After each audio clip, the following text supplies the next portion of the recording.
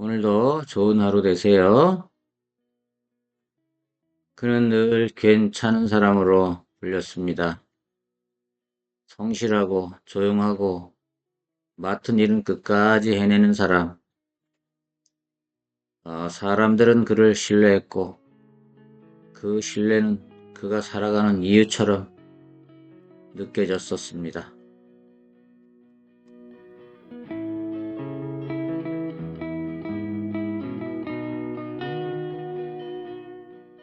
하지만 아무도 몰랐습니다.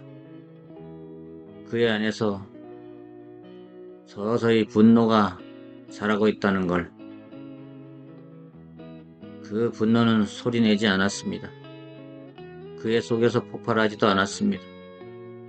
대신 천천히 아주 오래 그의 마음 깊숙한 곳에 쌓이고 있었습니다.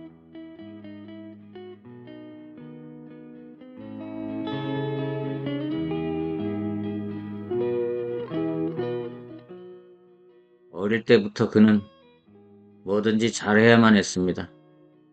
잘하면 칭찬이 있었고 못하면 말수가 줄었습니다.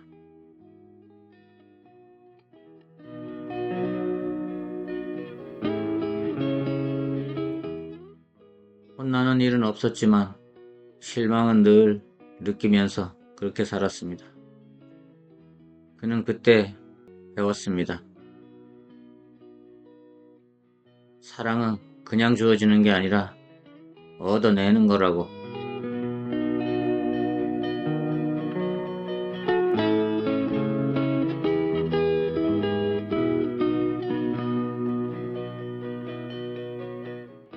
그래서 그는 항상 갖은 애를 썼습니다. 항상 먼저 움직였고 더 준비했고 누구보다 책임지려고 했습니다. 그 과정에서 그는 한 가지를 선택했습니다.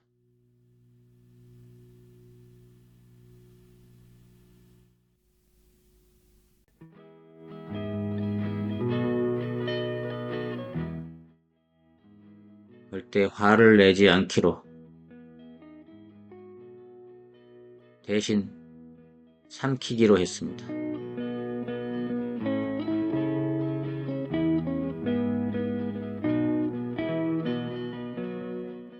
그 선택은 그를 좋은 사람으로 만들었지만 동시에 속이 곱게 만들었습니다.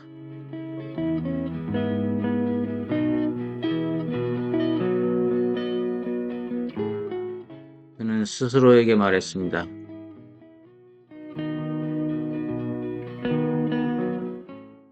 이 정도면 괜찮은 인생이야.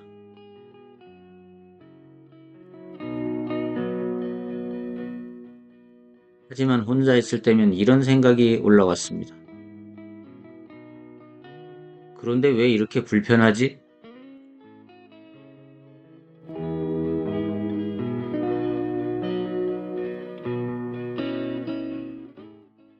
교회에서도 그는 늘 그 자리에 있었습니다. 봉사했고 헌신했고 빠지지 않았습니다. 사람들은 말했습니다. 저 형제는 믿음이 좋아. 그 말이 좋았습니다. 아니, 그 말이 필요했습니다. 그러나 어느 순간부터 예배가 끝나도 마음이 가라앉질 않았습니다. 오히려 더 무거워졌습니다.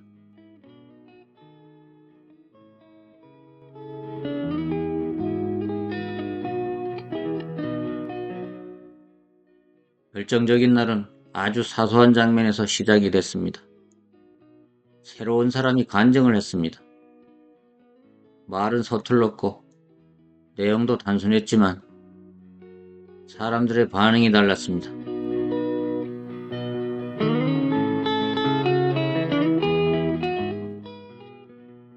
고개를 끄덕이고 눈물을 닦고 예배 후에 사람들이 몰려갔습니다. 그 자리에 앉아서 손을 꽉 쥐었습니다.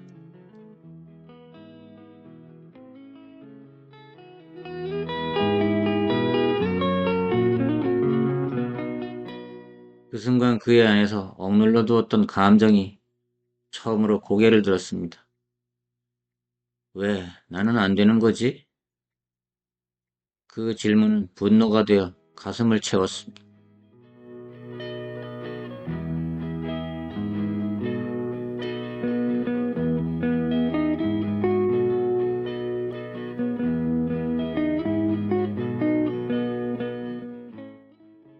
어느 해 그는 모든 걸 걸었습니다.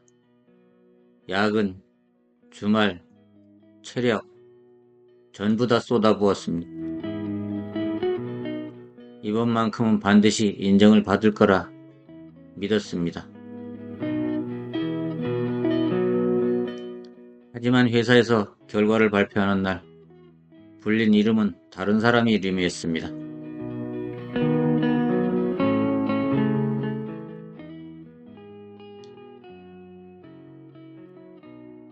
그는 박수를 쳐주고 웃고 했습니다.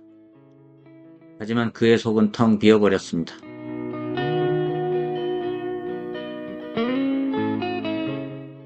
그날 밤 그는 처음으로 하나님께 항의를 했습니다.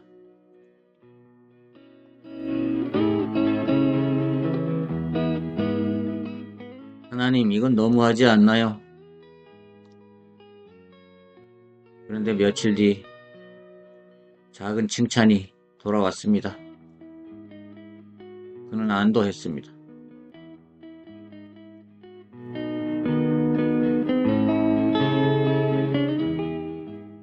역시 하나님이 보고 계셨구나. 감정은 다시 업됐습니다. 그러나 그 평안은 오래가지 않았습니다.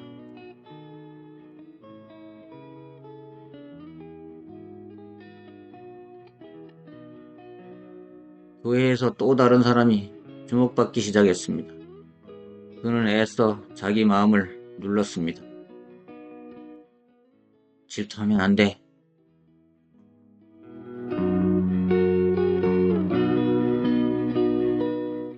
하지만 비교는 멈추질 않았습니다.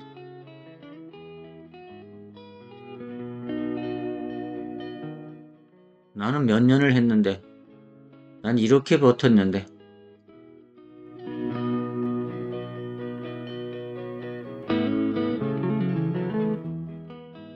그의 분노는 이제 사람을 지나 하나님을 향하고 있었습니다.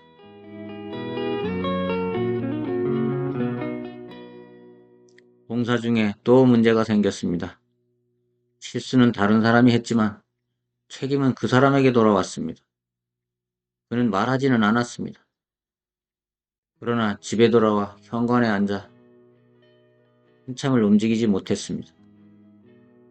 그의 마음속에서 가인의 질문이 울렸습니다.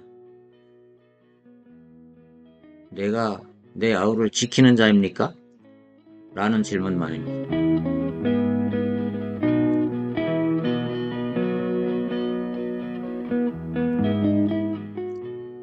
그에게는 또 오랫동안 기도해온 간절한 제목이 있었습니다. 그러나 아무 응답이 없었습니다. 그런데 그 사이에 다른 사람이 기도 응답의 소식을 들려왔습니다. 그는 또 웃으면서 축하했습니다.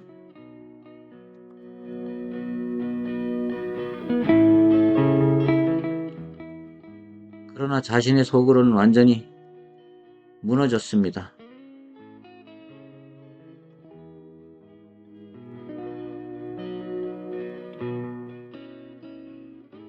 나는 하나님으로부터 버려진 것 같아 라고 생각했습니다.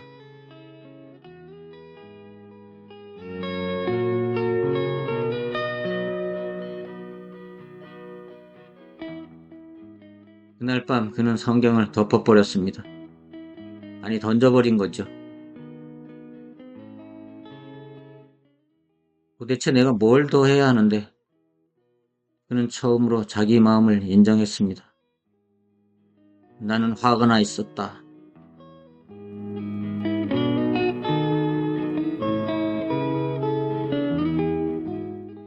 그 분노는 가인의 분노와 닮아 있었습니다.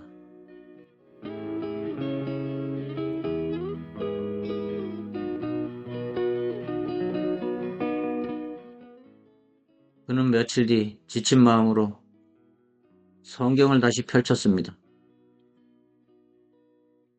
그는 그날 가인의 이야기를 처음으로 자기 이야기로 읽었습니다.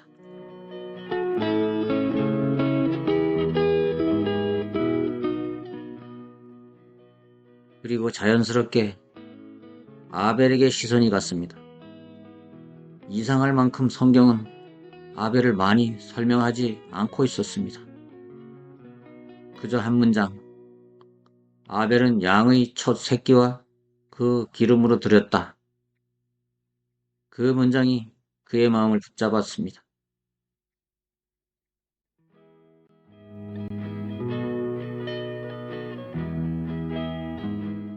그는 질문했습니다. 왜 하나님은 아벨의 제사를 받으셨을까? 왜 하나님은 아벨의 제사를 받으셨을까?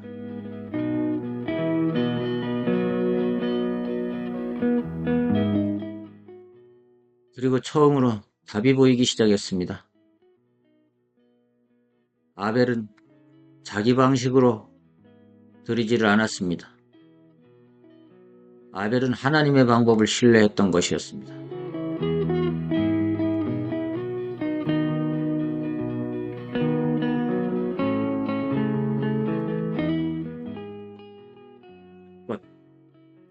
아직 내 것이 되기도 전에 하나님께 드린 것,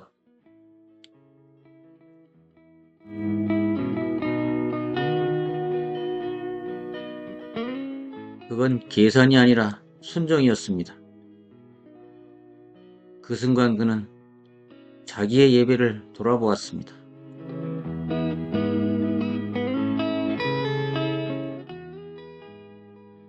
늘 남은 것만 드려온 예배, 그리고 자기 방식을 하나님의 뜻보다 더 신뢰해온 삶.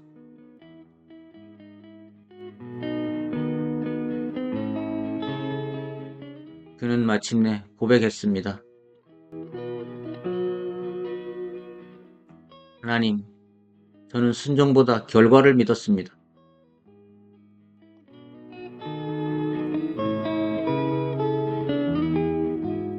그 고백은 그를 무너뜨렸고 동시에 자유롭게 했습니다.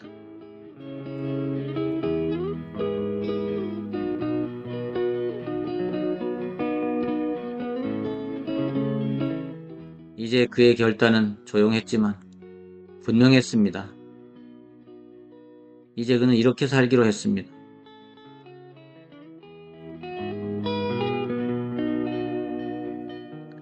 하나님의 뜻을 먼저 묻기로 했습니다.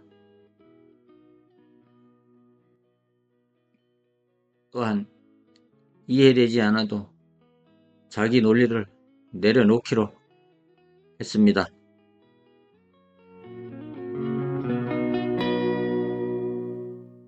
결과보다 순종을 선택하기로 한 것입니다.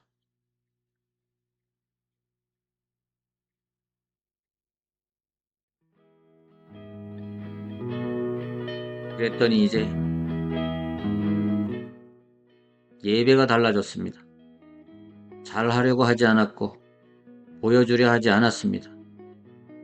그저 말씀 앞에 섰습니다. 그리고 쉬었습니다.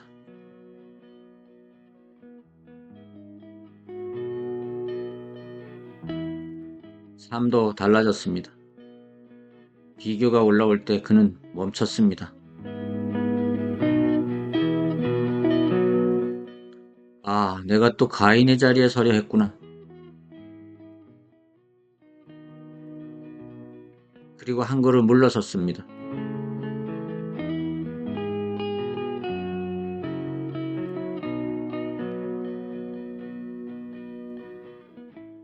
이것은 한 사람의 이야기지만 동시에 우리의 이야기이기도 합니다.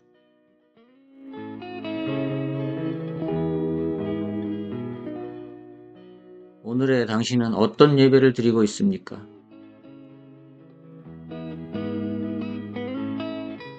자기 방식으로 하나님을 설득한 예배입니까? 하나님의 뜻 앞에 자기를 내려놓는 예배였습니까?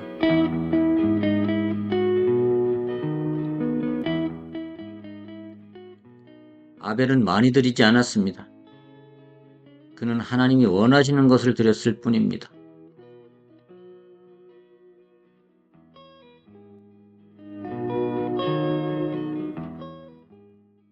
여러분, 오늘 이 한 가지 결단이면 충분하다라고 생각합니다. 하나님, 제 방식이 아니라 당신의 뜻을 따르겠습니다. 그 결단 말입니다. 순종이 당신의 예배를 살리고 당신의 삶을 다시 기쁨으로 이어갈 것입니다.